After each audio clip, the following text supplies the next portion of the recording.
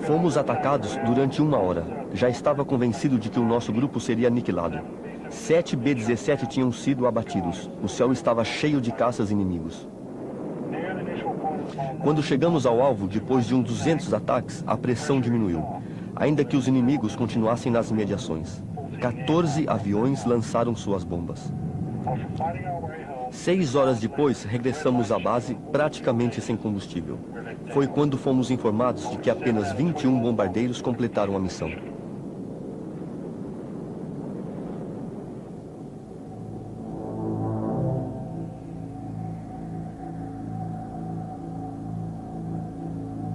Tudo sobre aviões de combate. Bombardeiros sobre a Alemanha.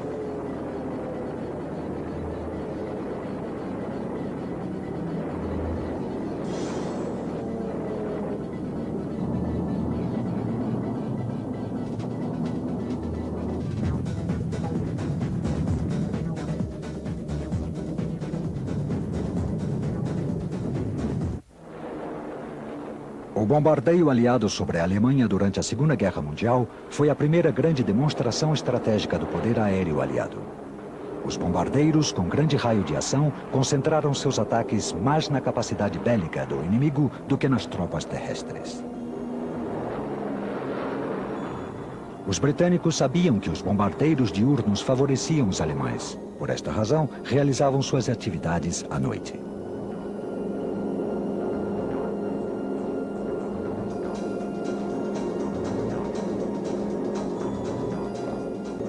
A entrada dos Estados Unidos na guerra representou um avanço no bombardeio contra o Terceiro Reich. De pequenos raids, produzidos em 1942, passaram aos grandes bombardeios contra o próprio centro da Alemanha. Para os americanos, era essencial atacar de dia e com a precisão necessária os alvos alemães econômicos e militares.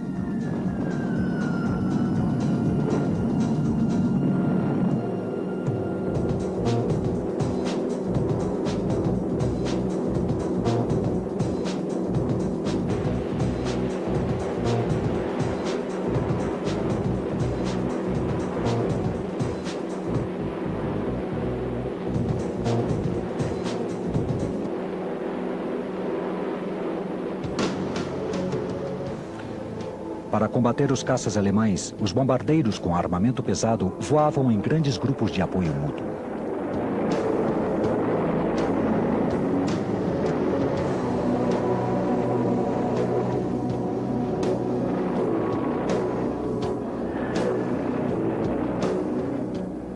Os veteranos da Luftwaffe logo demonstraram que a campanha seria longa e difícil.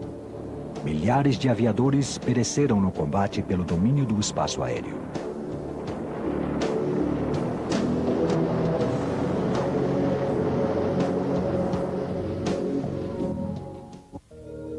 No início da guerra, o modelo britânico de bombardeiro ligeiro era o Bristol Blenheim, que realizou o primeiro ataque contra a Alemanha em 4 de setembro de 1939. Os bombardeiros britânicos também lançaram panfletos sobre a Alemanha durante essa absurda guerra. As primeiras operações de combate limitavam-se a atacar objetivos militares na costa.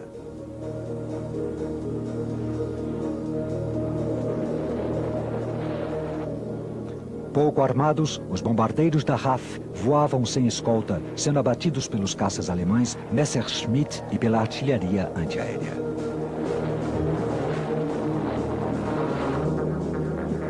O Wellington era um excelente bombardeiro médio. No entanto, depois dos ataques contra os portos alemães, sofreu tantos danos que a RAF desistiu dos seus ataques diurnos e passou a utilizá-lo nos ataques noturnos.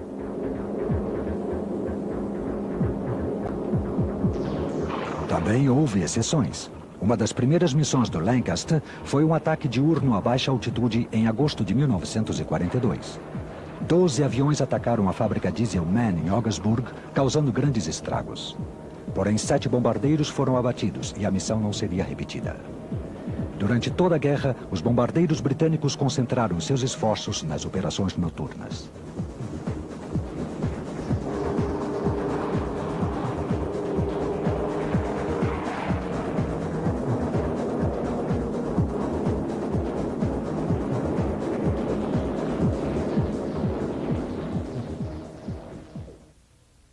Depois de Pearl Harbor, a Força Aérea Norte-Americana seria determinante na ofensiva contra a Alemanha.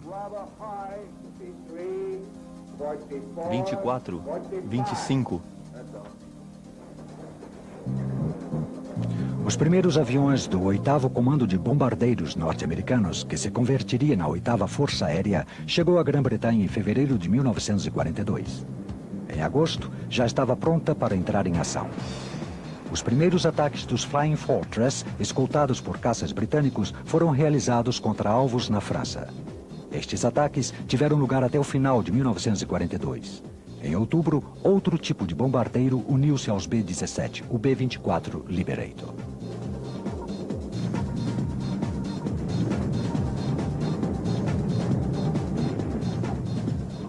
O primeiro ataque aéreo contra a Alemanha ocorreu no dia 27 de janeiro de 1943 contra o porto de Wilhelmshaven.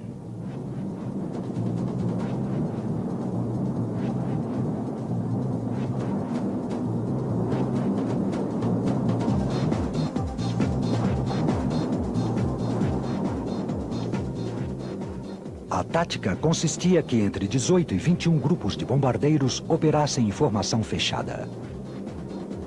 Para proteção mútua, os bombardeiros disparavam todos os seus canhões utilizando fogo aéreo cruzado. Todos os B-17 e os B-24 transportavam até 10 metralhadoras calibre 50 situadas nas partes dianteira, superior, ventral, lateral e traseira das aeronaves.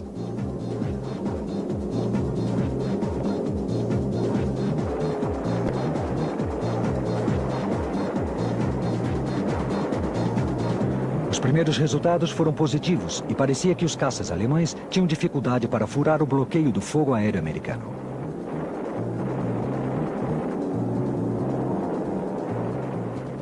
Mas os experientes pilotos da Luftwaffe perceberam que os bombardeiros americanos eram vulneráveis nos combates frontais. Paralelamente, surgiram novas e mais eficientes versões dos caças alemães.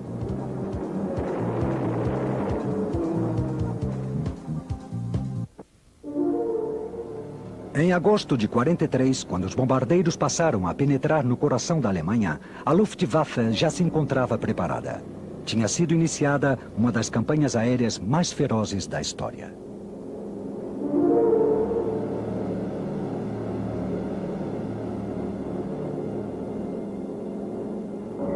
O objetivo principal dos aliados era uma progressiva destruição, além do desmembramento do sistema militar, industrial e econômico da Alemanha.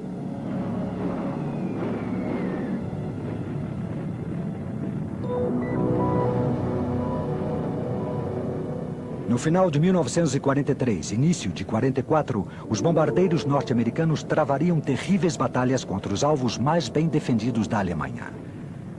Raids de grandes proporções foram lançados contra os alvos considerados prioritários. O primeiro ataque em 1943 foi contra as fábricas de rolamento de bolas em Schweinfurt.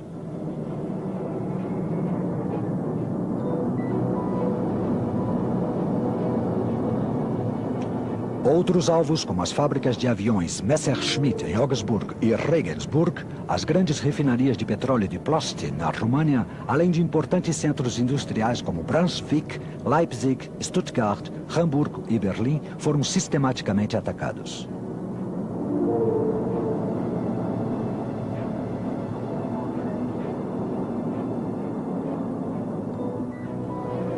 Muitos destes objetivos estavam fora do raio de ação dos caças Spitfire e P-47.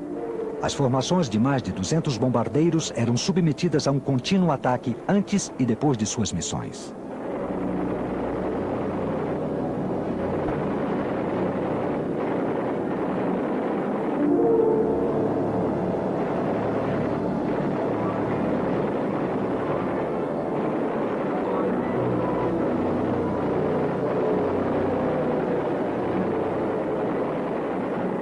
Foram muitas as perdas. 40% de toda a força, quase 150 bombardeiros, que atacou Schweinfurt, foi abatida ou por caças ou pelo fogo antiaéreo alemão.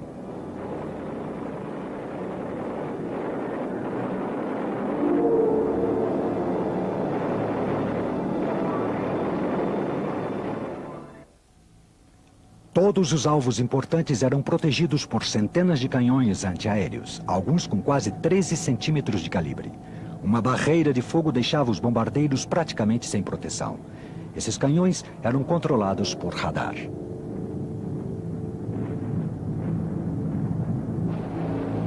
Os caças eram outro componente da defesa aérea da Luftwaffe.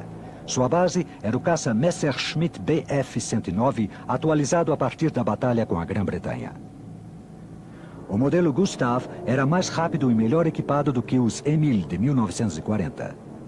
Os caças alemães estavam melhor equipados do que os caças aliados. O último modelo do Gustav transportava um canhão Mauser 20 mm que disparava do centro da sua hélice, além de 2 metralhadoras 13 mm na frente do cockpit e 2 canhões 20 mm nas asas.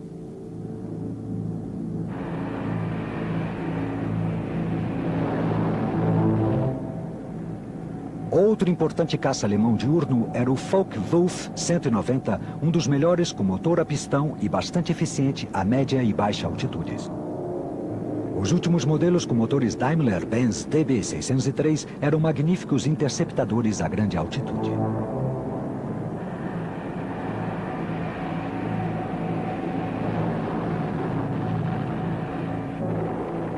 As inovações tecnológicas dos caças alemães incluíam o uso de canhões 30 mm, foguetes e morteiros capazes de abater os bombardeiros norte-americanos.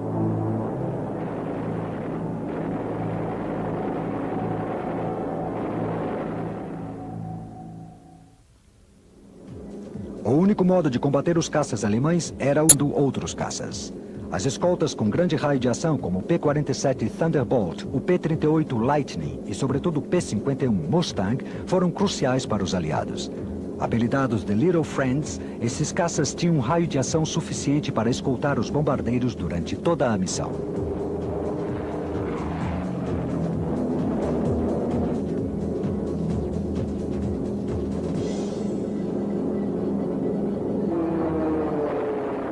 O objetivo principal da Luftwaffe era derrubar os bombardeiros ou desestabilizar seu voo, obrigando-os a lançar suas bombas antes do tempo.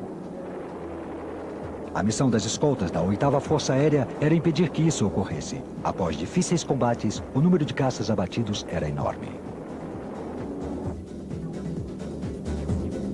De qualquer maneira, a batalha já estava perdida para os alemães. As defesas eram mal organizadas, os pilotos abatidos eram difíceis de substituir e o combustível dos caças cada dia mais escasso.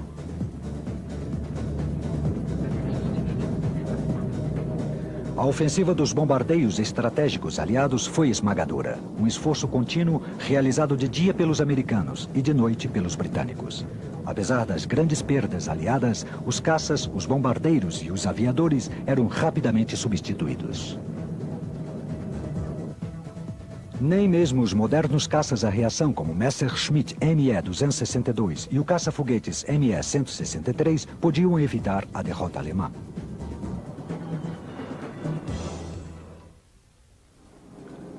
Os Estados Unidos possuíam 2 bombardeiros com grande raio de ação. Um deles era o Boeing B-17, que voou pela primeira vez em 1935. Seu projeto, baseado na teoria da US Army Air Corps dos anos 30, era de que o êxito numa guerra aérea estratégica seria obtido com bombardeiros diurnos voando a grande altitude e superequipados. O B-17 era maior e mais rápido que qualquer outro bombardeiro. Seu armamento defensivo era tão impressionante que a imprensa o batizou de Flying Fortress.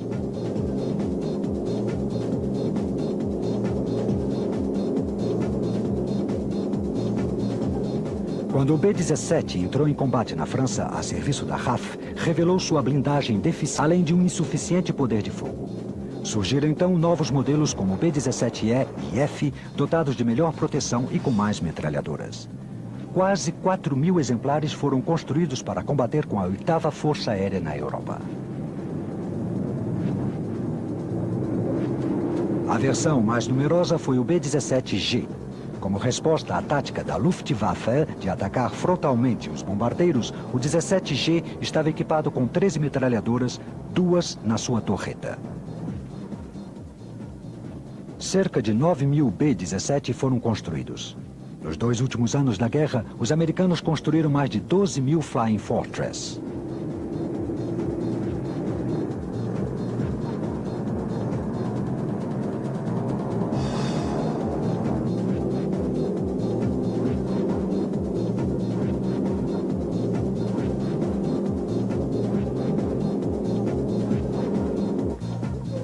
Os B-17 transportavam uma tripulação de aproximadamente 10 homens a mais do que os seus equivalentes britânicos.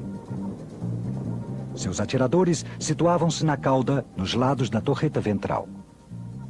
Na frente, sentados, estavam o piloto e o copiloto, o navegador, um lançador de bombas no nariz, um operador de rádio e um atirador na torreta superior.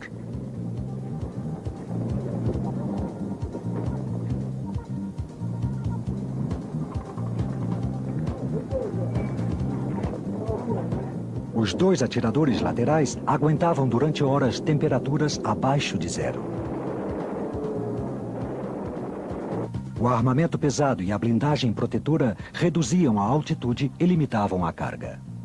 A carga normal dos B-17 podia alcançar até 2 toneladas. A US Army Air Force considerou que uma reforma seria necessária para obter maior velocidade, maior altitude e maior raio de ação.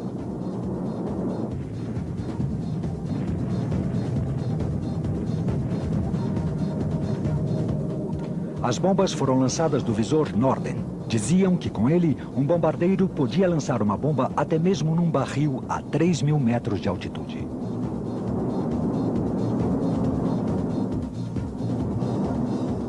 O B-17 lutou em todas as frentes da Guerra Mundial, sendo muito utilizado na Europa.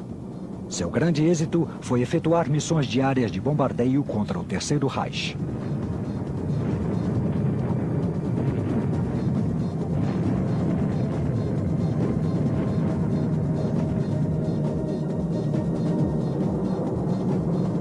Partindo de bases do sul da Inglaterra, centenas de B-17 desafiavam diariamente a resistência alemã. Pouco a pouco, a capacidade bélica alemã foi convertida em cinzas e ruínas. No entanto, muitos não regressaram às bases.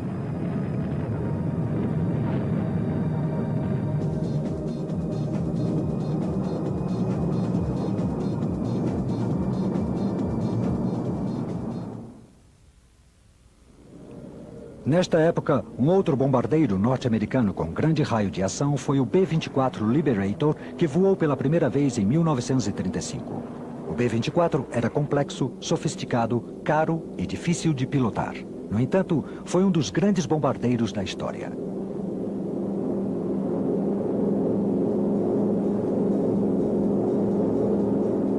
O B-24 também era mais versátil que o B-17. Além de bombardeiro, o Liberator realizava a vital tarefa de transportador e de patrulheiro marítimo, contribuindo para a derrota dos submarinos alemães U-Boat no Atlântico.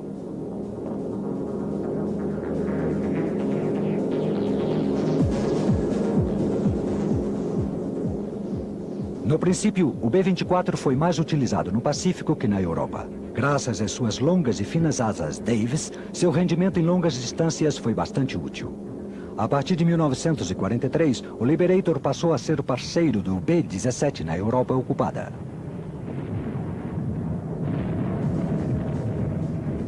Suas missões mais famosas ocorreram na Europa do Leste. Como os estratégicos poços de petróleo romenos de Plosti estavam fora do raio de ação dos B-17, o Liberator liderou os ataques contra esse alvo.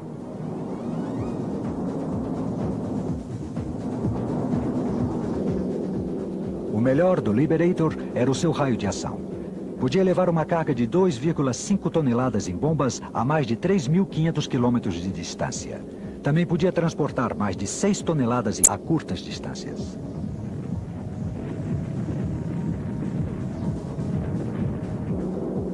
O esforço industrial para construir os B-24 não teve precedentes. Em pouco mais de 5 anos, as linhas de produção dos Estados Unidos produziram mais de 18 mil destes bombardeiros. Isto representava mais que qualquer outro avião de combate norte-americano da Segunda Guerra e que qualquer outro avião quadrimotor da história.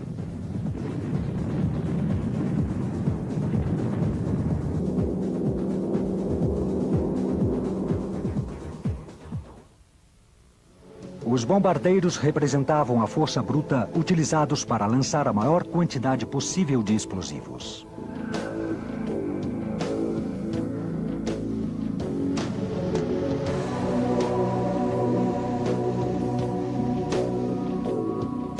A grande maioria das armas lançadas na primeira campanha de bombardeios estratégicos foram as bombas não guiadas com forte explosivo. Os B-17 e os B-24 transportavam bombas que variavam entre os 200 e os 600 quilos. Os bombardeiros britânicos noturnos levavam uma carga superior e mais especializada.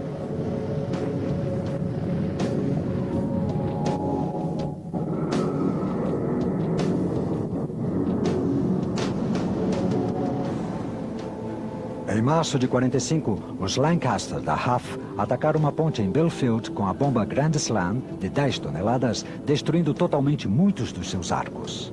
Essa bomba estava desenhada para penetrar o asfalto e explodir sob a terra, provocando o efeito de um terremoto.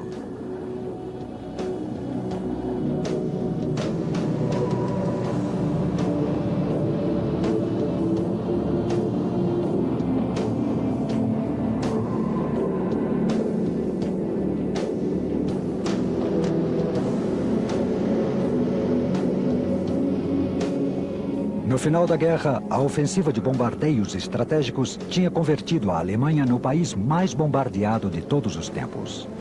Nas palavras de Winston Churchill, o Terceiro Reich semeou o vento e colheria a tempestade. 50 mil aviadores norte-americanos pagaram com as suas vidas este esforço.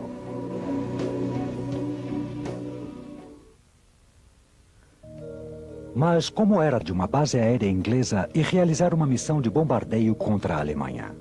Em 1944, o diretor cinematográfico William Wyler documentaria as aventuras da tripulação de um bombardeio Flying Fortress. Não se tratava nem de uma simples tripulação, nem de uma missão banal. Após 25 missões de combate, a tripulação obteve permissão de regressar aos Estados Unidos. A primeira tripulação que logrou este mérito tripulava um B-17 chamado Memphis Belle.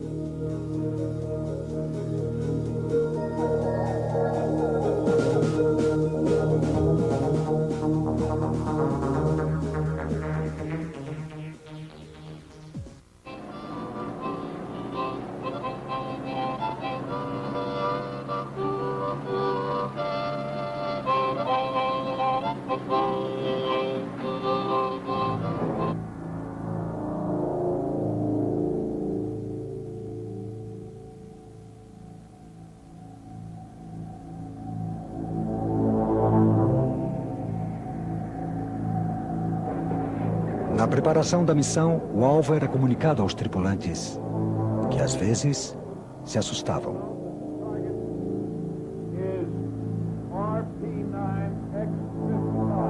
O costado direito. Há até pouco tempo, estes jovens participavam das aulas sem prestarem muita atenção. Mas as coisas mudam.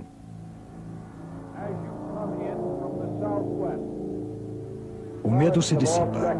Concentram-se nos detalhes da missão. Tipo de formação, ponto de reunião, rota até o alvo, meteorologia, caças inimigos, fogo antiaéreo inimigo, rota de volta à base. No caso de uma aterrissagem forçada em território inimigo, a instrução é destruir o equipamento. Se forem feitos prisioneiros, não devem dar nenhuma informação, somente o nome, graduação e número de série. 23, 24, 25.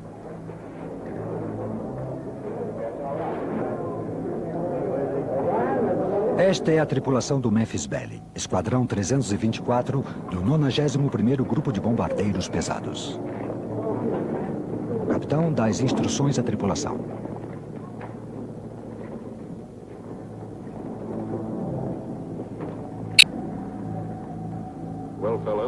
Rapazes, ainda não tivemos nenhuma missão fácil.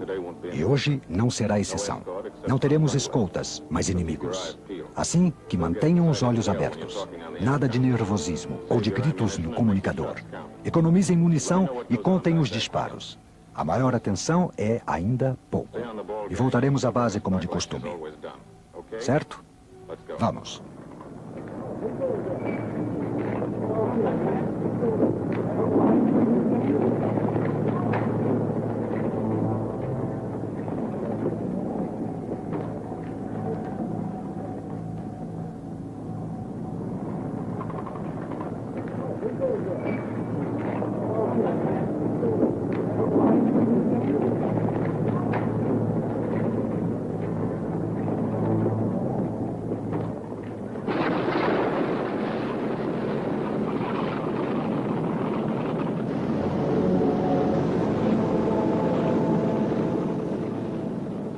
Realizaram 24 missões na Europa ocupada.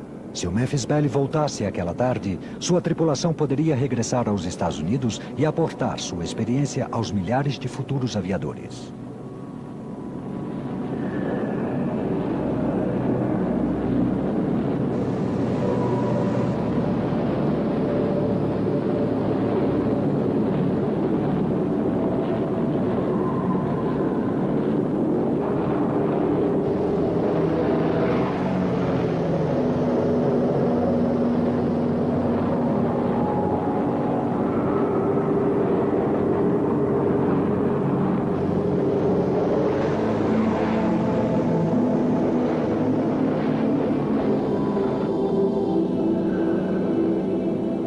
As rodas do Memphis Belle deixaram pela 25ª vez o solo inglês, cujo povo defendeu a liberdade por mais de 1000 anos. No entanto, essa terra já não era a mesma, e sua ilha passou a servir como base para que centenas de bombardeiros norte-americanos também lutassem por essa liberdade.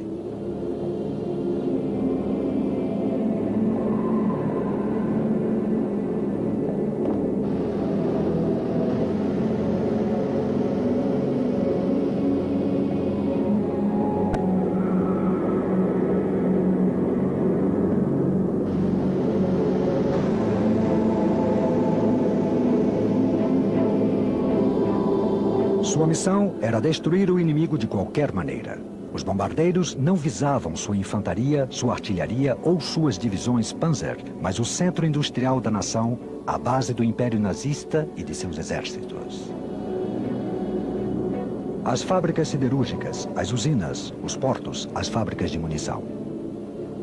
Os alfinetes no mapa da Europa assinalavam borracha, canhões, ball bearings, munições, motores, aviões, tanques. Esses eram os verdadeiros alvos. A tripulação do Memphis Belle era constituída pelo piloto capitão Roger Morgan, engenheiro industrial na Carolina do Norte. Pelo copiloto capitão Jimmy Vernes, estudante de administração de empresas em Connecticut. Pelo operador de rádio e atirador sargento Bob Hansen, operário em Washington. Pelo navegador, o capitão Chuck Layton, estudante de química em Ohio. Pelo sargento Harold Locke, de Wisconsin, engenheiro e também atirador. Pelo sargento John Killen, o atirador da cauda do avião, funcionário de uma tapeçaria em Nova York. E pelo sargento Cecil Scott, ex-operário de uma fábrica de borracha em New Jersey e atirador da torreta.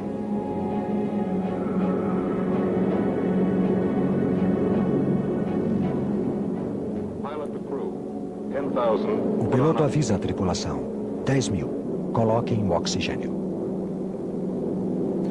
Os B-17 sobem muito rápido. 900 metros por minuto. A tensão aumenta. O resto da tripulação era composto do capitão Vincent Evans, ex-diretor de uma companhia de caminhões em Fort Worth, Texas, o bombardeador da tripulação. Os atiradores laterais eram, à direita, o sargento Bill Winchell, químico de uma companhia de Chicago, e à esquerda, o sargento Tony Nastal, técnico em Detroit. Aos 19 anos, Nastal já tinha derrubado 2 caças nazis.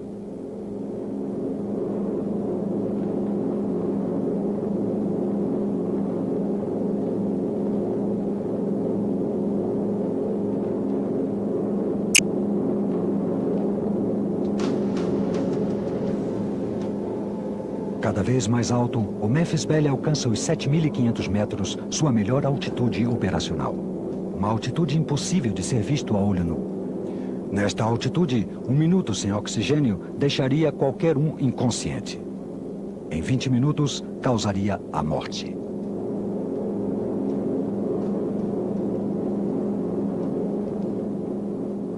Tarefas rotineiras até alcançar o alvo são estabelecer o rumo, comprovar o equipamento, esperar e pensar. Quanto mais alto, mais frio. Temperatura exterior 40 graus abaixo de zero. Sem as luvas, é possível perder os dedos. Na estratosfera, o ar é rarefeito e se condensa, de modo que os gases do escape dos motores riscam o céu. Para a tripulação, isso não tem nada de bonito. Estes rastros de vapores poderão ser vistos pelo inimigo e delatar sua posição aos bombardeiros.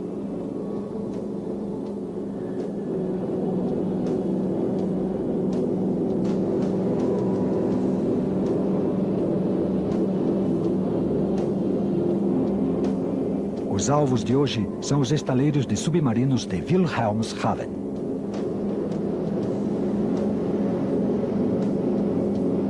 Próximo à Alemanha, os tripulantes colocam os capacetes de aço que os protegerão contra o fogo das metralhadoras. Alerta máximo. Aqui está a costa inimiga.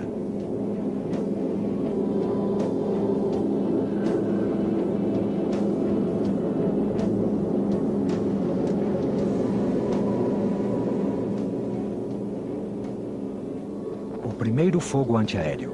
As fumaças parecem silenciosas e inofensivas. Mas cada fumaça é um projétil que explode. Quando se aproximam do alvo, os alemães lançam uma cortina de fumaça para confundir os bombardeiros.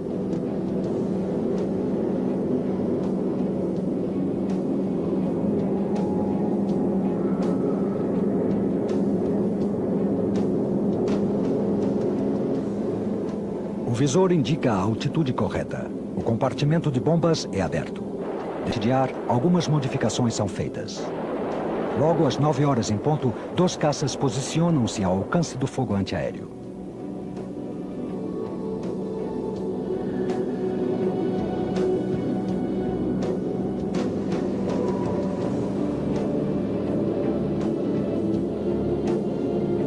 Evans, o bombardeador-chefe, aponta com exatidão.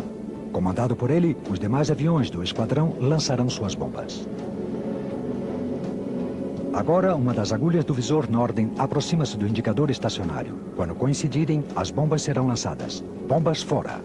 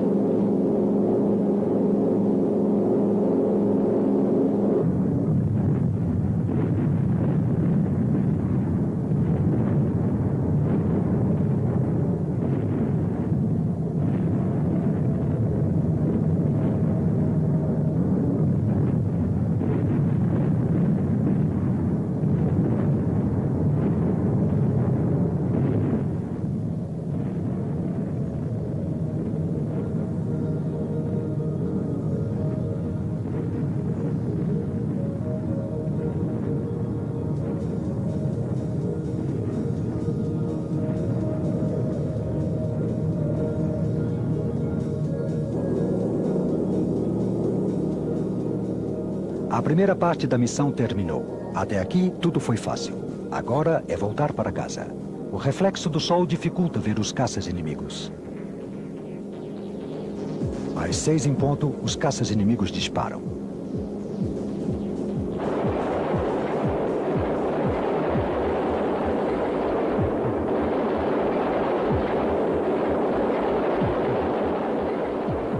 Numa retirada estratégica, um dos instrumentos vitais é o comunicador. Tem 4 a 1 em ponto. Voltam pra cá.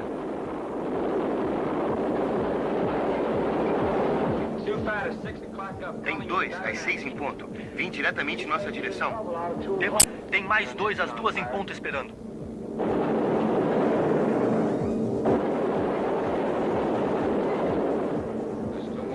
casa foi incendiada. Mantenha 94 pés de altura.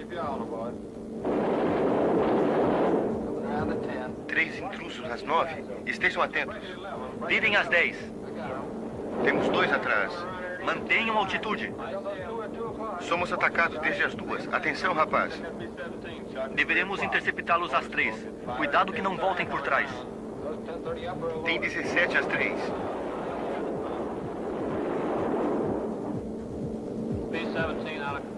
Atingimos um. Tem fogo na fuselagem.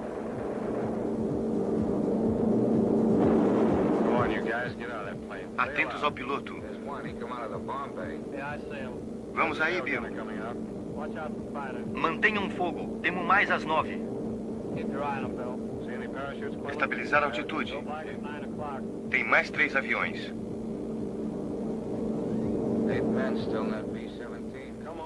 Gire às 11. Assim eles estarão às 3. Eu darei cobertura. Vem aqui, desgraçado. Já te pego.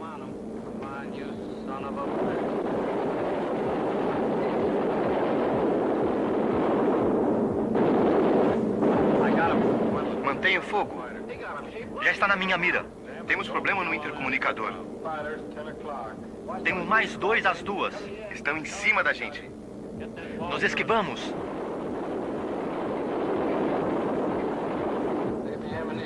Não sobra muita munição.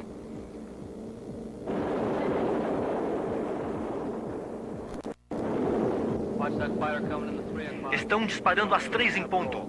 Cuidado, cuidado.